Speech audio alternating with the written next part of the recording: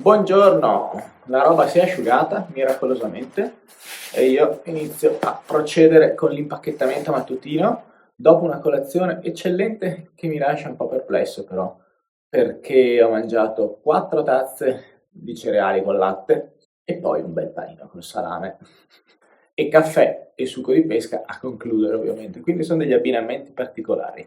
Vabbè, c'avevo molta fame. Adesso il canonico e quotidiano rito bagaglistico dove si impacchetta tutto e poi on the road again per l'ultima tappa seguendo le strade del Giro d'Italia, quindi dovrei trovare asfalto buono, insomma sono speranzoso per oggi, speriamo. Bene, e dalla camera siamo direttamente on the road.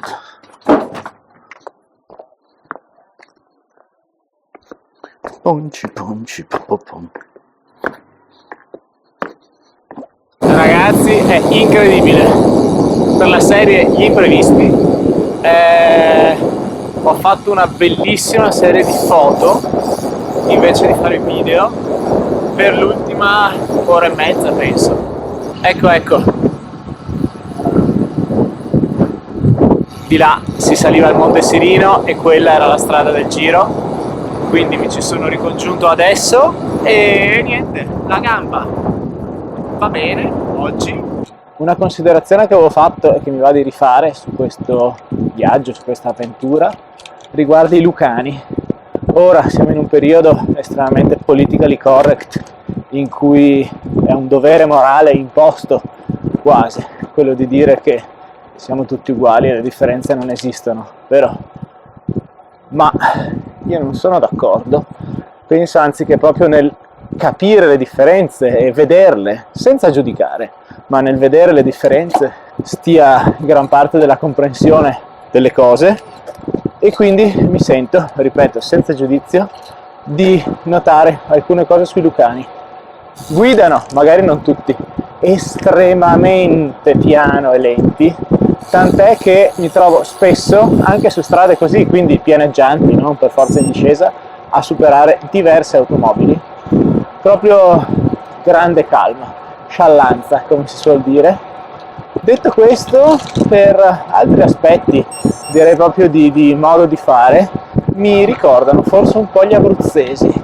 Cioè, sono un po' magari ruvidi, di primo acchito, ma poi, cioè, se c'è bisogno, anche ieri il signore Billy del bar che mi ha aiutato a trovare il B&B, eccetera, vedi subito che il cuore che c'è sotto è caldo e scioglievole, è come un lindor e sono pronto a aiutarti, veramente brava e bella gente, mi piace tantissimo questa regione.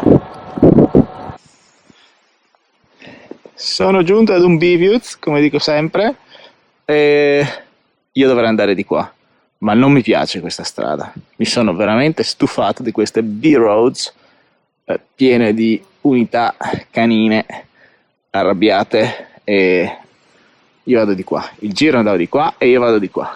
Ma prima, ragazzi, guardate cosa vi sfoggio.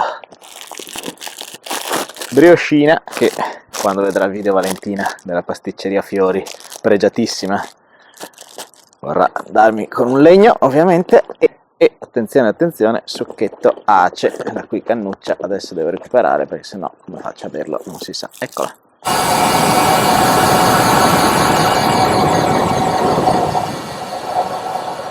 Bellissimo asfalto, ma alle volte compare una castagna assassina o una ghianda, che è sempre hashtag succolereccia. Sono placidamente, perché è veramente bellissimo qua, da pedalare intendo, ma anche paesaggisticamente. Dicevo, sono in direzione Viggiano, da cui, se ho capito bene, se ricordo bene, parte la salitissima spauracchio ciclistico che Martina mi ha commentato come con un vedrai che bella, quindi già so che sarà da soffrire. Magari mezzogiorno e 3 minuti, appena trovo un posto che mi ispira, mi fermo anche a mangiare ancora. Chissà se dal video si capisce, la pendenza.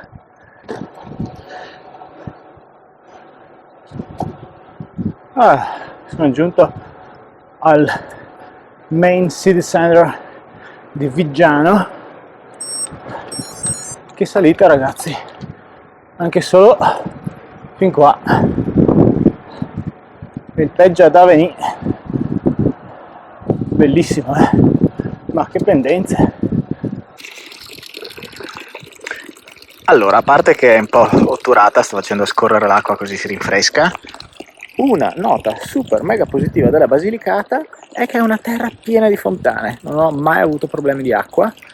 Adesso il meteo si sta un po' coprendo, ma non è previsto brutto.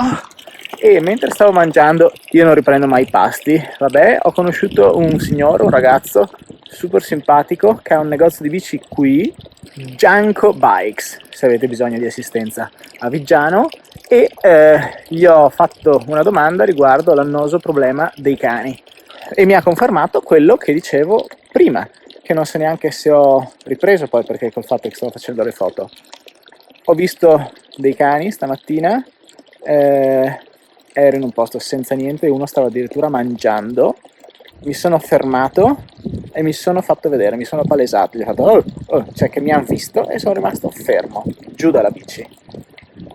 Ho cercato un attimo di capire cosa facevano, si sono spostato uno da solo, gli altri sono seduti e a ruota dietro sollevata, mi è venuto istintivo, ma mi ha detto anche lui che è una roba fondamentale da fare perché gli dà fastidio anche il rumore del mozzo, sono passato camminando, non mi hanno cacato di pezza. Adesso riempio la borraccia perché insomma l'acqua sarà fresca. Comunque, capito? La tattica è questa. Attaccato alla salita di Viggiano sul Garmin, è praticamente tutta viola, punta al 18, da quel che ho capito, perché mi diceva anche il ragazzo prima. Sono anche un pochino infreddolito perché per arrivare qui da Viggiano City deve fare un piccolo tratto di discesa, insomma, sto un po' pieno, appena mangiato, ma ho come idea che non ci metterò molto a scaldarmi qui. C'è di buono che, a parte l'ombra, che al momento è veramente la benvenuta, perché, come dicevo, ci ho messo un attimo a scaldarmi. C'è di buono anche appunto che il fondo, cioè, è un biliardo, è una roba, una gioia. Devo andarmi a vedere su YouTube come salivano quelli del giro qua, sono curioso, che roba ho. Ma loro erano senza borse, è vero, senza borse salirei anch'io meglio, ma non è certo quello. Ciao.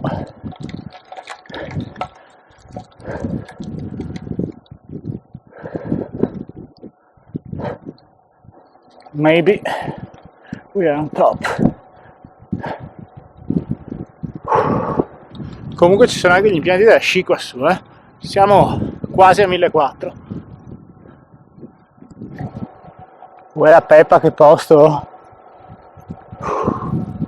Bellissimo.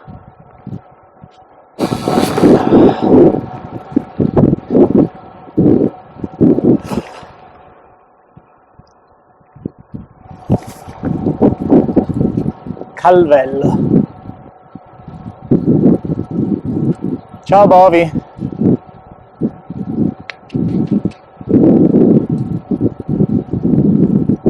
Ecco, qua mi sono nuovamente distaccato dal Giro d'Italia che andava di là.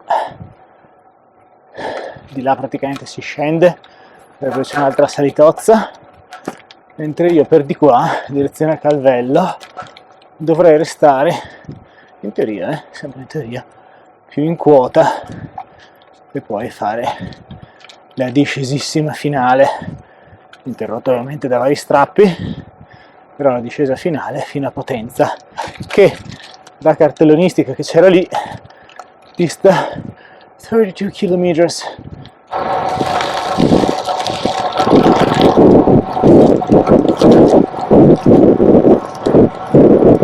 È sempre un'utopia ovviamente, dire che si resta in quota, è un sali-scendi, scendi, sali, sali, scendi, potenza 24 comunque. Boh, branco di pecore, doppio cane. Io sono con la bici sollevata, provo ad andare a piedi. 6 cani, li pegori, però è una sbatta, ma se la vita è salva. Scollinamento forse quasi risolutivo. Adesso boh. Ah beh, top level, top. Qui addirittura erba sintetica, questo fondale qua non l'avevo mai toccato con le ruote.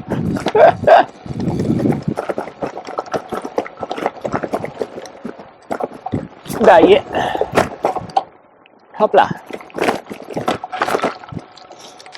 Ah. Sì, che bosco ragazzi.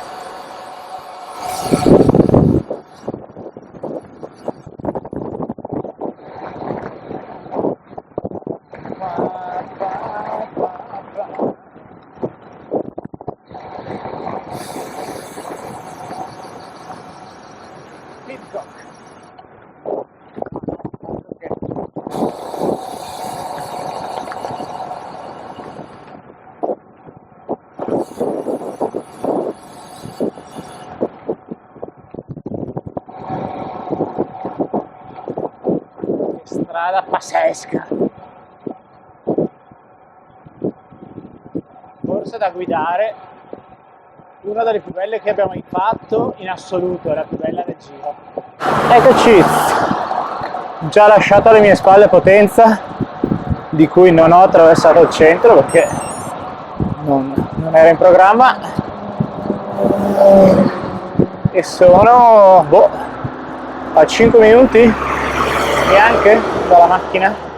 Qualche conclusione finale la faccio dopo, ma la Aetos ha un po' una doppia natura, nel senso che mi sono trovato benissimo con lei e secondo me la sua versione da bikepacking è una figata pazzesca.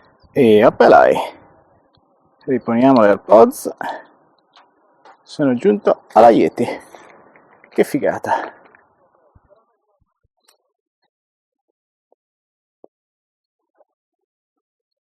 Che sbalzo di ambientazione, Sì, non sono arrivato qua in bici, sto camminando e questa sarà la conclusione strana, particolare e lunga, molto lunga, a un video, quello di oggi, che poteva essere calmo, tranquillo, leggero.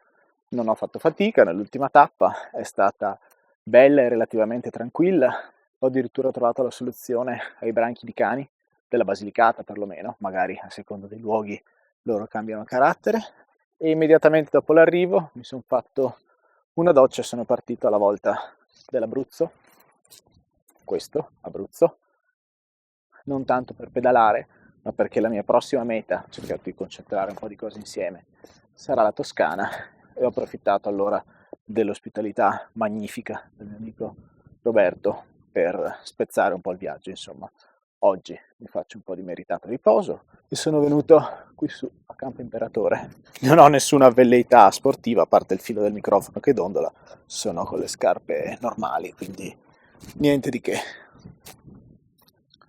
Questo posto qui per me è veramente particolare, nel senso che ci sono stato la prima volta in moto, quando ho fatto il Giro d'Italia in moto, di cui vi parlo ancora e ancora questa primavera, e proprio lì dove ho posteggiato la Yeti, in realtà un po' più avanti, ho dovuto accostare, dopo diverse pause che avevo già fatto, ovviamente per fare delle foto, spegnere la moto, fare qualche passo dentro al prato, sedermi e sostanzialmente commosso e colto da una sorta di sindrome di Stendhal, la chiamano sindrome di Thoreau, quella che riguarda i fenomeni naturali e la natura. Non so come si chiami, non mi interessa particolarmente, insomma, ero praticamente incapace di proseguire e ho dovuto un attimino darmi una calmata e contemplare questo posto che su di me ha un'influenza e una risonanza particolare e mi ha lasciato veramente, per dire, senza fiato. Cioè, guardate, che roba. Tutto questo preambolone che non ha niente a che fare con la Basilicata. Per dire che cosa? Perché appena finito il giro, una domanda che mi è stata posta è stato: ma perché? Perché una tappa da 240 km e 5400 metri? Perché? E io devo dire la verità, non so rispondere, cioè non con immediatezza a queste cose qui. E quindi la mia conclusione a questa miniserie della Basilicata Coast to Coast vorrebbe essere non tanto solo una conclusione riguardo il viaggio, bello, brutto, che poi non vuol dire niente ovviamente, ma più sull'esperienza in sé, questo tipo di esperienza, anche decontestualizzata dallo specifico viaggio in Basilicata o quel cavolo che è. Io penso che giustamente compiendo una, tra virgolette, impresa, poi è tutto così soggettivo, quello che può essere tanto o troppo per me non lo è per qualcun altro e per altri sarà molto meno. Questo è veramente, secondo me, ininfluente alla fine dei conti, nel senso che siamo esseri organici e se su Strava e tutte quelle gigiate là contano i numeri alla fine, per noi, per il nostro metabolismo esserico e esistenziale, i numeri sono completamente ininfluenti. Quello che conta è poi che cosa ti sei portato a casa come esperienza, quindi che tu quel risultato lì, quel grado di comprensione, chiamiamolo così, l'abbia ottenuto dopo un giro di 40 km, che è al limite più assoluto delle tue capacità, oppure dopo un giro di 400 km, umanamente non fa la differenza per quanto mi riguarda. Quindi la performance sportiva, al di là del fatto che io sia soddisfatto di quello che sono riuscito a fare in Basilicata, ma non è di quello che voglio parlare appunto, perché è più un approccio mentale, ed è un approccio mentale delicato e che vi vorrei spiegare perché da solo, perché in bici, perché viaggiare leggeri. Ci sono tante domande che io ormai istintivamente non mi pongo più, ma forse mi sono posto per tanti anni, inconsciamente o anche più consciamente, e nelle cui risposte alla fine si cela l'identità. La motivazione in queste cose va trovata, secondo me, molto a fondo e ha a che fare con la propria identità. Lo stesso viaggiare leggeri, viaggiare in un certo modo.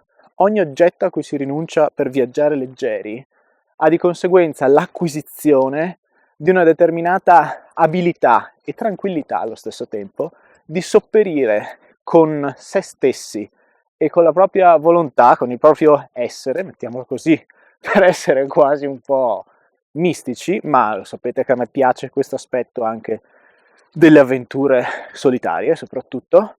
Quindi alla stringi, alla fine dei conti è anche molto banale, nel senso che per stare bene nella vita ho capito che io, abbracciando la mia identità, amo e mi trovo molto a mio agio con la mia solitudine.